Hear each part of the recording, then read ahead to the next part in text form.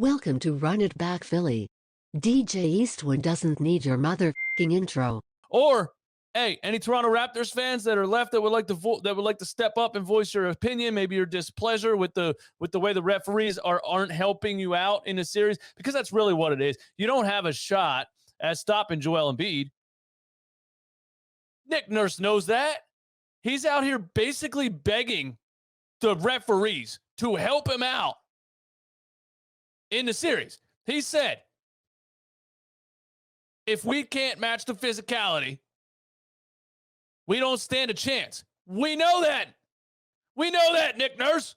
You don't stand a chance. That's the correct answer. You don't stand a chance. And we saw it once again. Greg Melly will be on here around 10:30. So let's get into it, because that's where I'm going to start. Well, I'm going to start with this, actually. Everybody hit the like button, but I'm going to start with this. All right? The owners of the Toronto Raptors have to sell the team.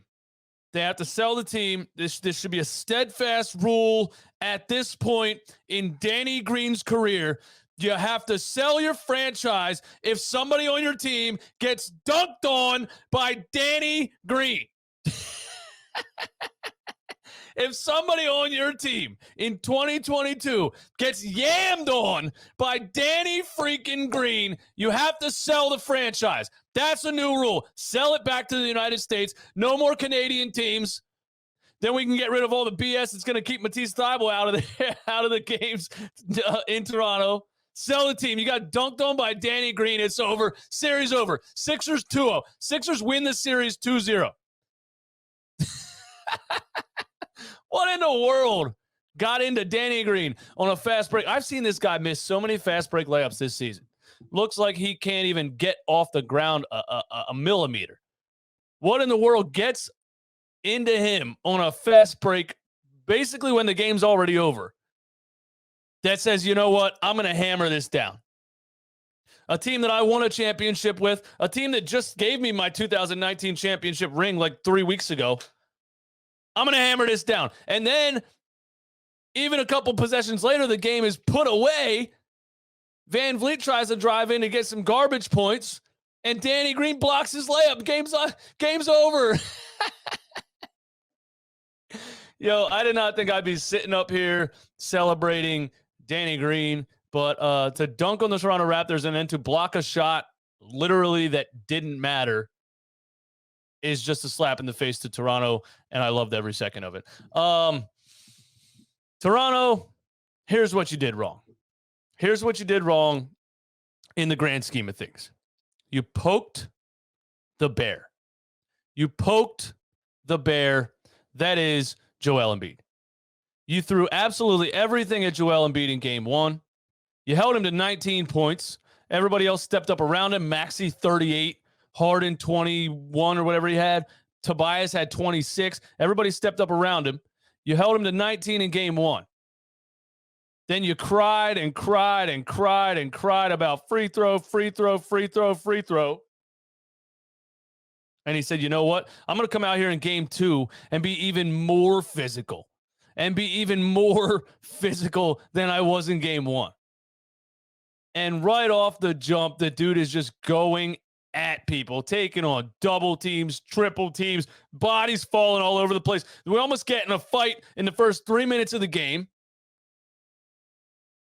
Couple plays later, Embiid drives to the rim. Siakam just dives at his face and takes him out in midair, a full-on football tackle. They deem it not a flagrant because his hands were up. So if you want to tackle somebody, just put your hands straight up. You can then legally tackle that player as long as your hands are straight up. So the game was very physical right off the jump, but you can't match Joel Embiid. You're not Nick Nurse. You're not even playing a center. Your tallest. How do you expect to slow him down at all? That's what I really want to know. Double team, triple team, it doesn't matter. This guy makes 6'9" Pascal Siakam look like an everyday Starbucks worker walking down the street on his way to work on a Monday morning. I mean, he's just taking contact from everybody. Nobody can do anything with him. You don't have anybody big enough to handle Joel Embiid. And that's the answer. The funny part is,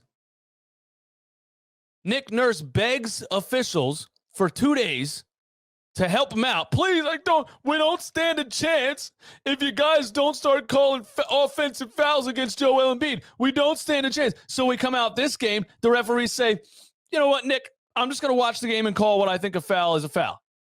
We come out this game, Joel Embiid has 10 free throws in the first quarter, 11 free throws in the first quarter. Wow. Talk about backfiring, Nick Nurse. You begged for the officials to help you. And in the first quarter of game 2, Joel Embiid has 11 free throws. And of course, everybody on Twitter, I muted a couple people. Some people are my friends. But I muted a couple people that aren't Sixers fans, that aren't watching the game, that are just box score watching. Oh, the Sixers free throws. It's a free throw fest. It's a free throw fest. It's a free throw fest because you just can't stop Joel Embiid. I have an experiment for you, actually, Toronto Raptors fans and anybody that wants to complain about how many free throws we shoot in a game. I have an experiment. Try to win the game against the Sixers without fouling Joel Embiid. Because we seem to be skipping over the whole part where you have to foul somebody to put them on the free throw line, right? I mean, the narrative on the internet and probably in the mainstream media is that the officials are just clocking in, walking onto the court and saying, okay, Joel, here's your free throws. Shoot 20 of them, and then we're going to play the game. We're skipping over the whole fact that you have to foul somebody to put them on the free throw line. So I have an experiment for you. Try to beat the Sixers without fouling Joel Embiid. Because a lot of them aren't called. Because they're not going to call a foul every possession. So go an entire game without fouling Joel Embiid. How many points would he have? Probably Wilt Chamberlain. He'd probably score 100 points. He would probably score 100 points in an NBA game against the Toronto Raptors if they didn't foul him. So if you don't want him to go to the free throw line, try to play the game without fouling him. See what happens. I just don't understand it. The narrative is that the referees are just handing him free throws. Or is he getting fouled? Which makes more sense? Actually, I tweeted this too. Which makes more sense? Here, I'm going to give you 2 options. Everybody in the chat, answer. Raptors fans, if you're still here, which you're probably not, it's raining here in Hershey, PA area. I don't know about down in Philly. If it's raining in Toronto, it might be raining. You're probably under your covers, hiding, crying. So you're probably not in here. But if you are, I got 2 out. Which makes more sense, okay? Number 1, the NBA suddenly loves the Philadelphia 76ers, who they hated because of the tanking. The NBA suddenly loves the 76ers, suddenly wants the 76ers to walk to the NBA Finals and a championship. So they have told all of the officials to go out there and give Joel Embiid 20 free throws a game. A team that the NBA clearly disliked in the tanking era.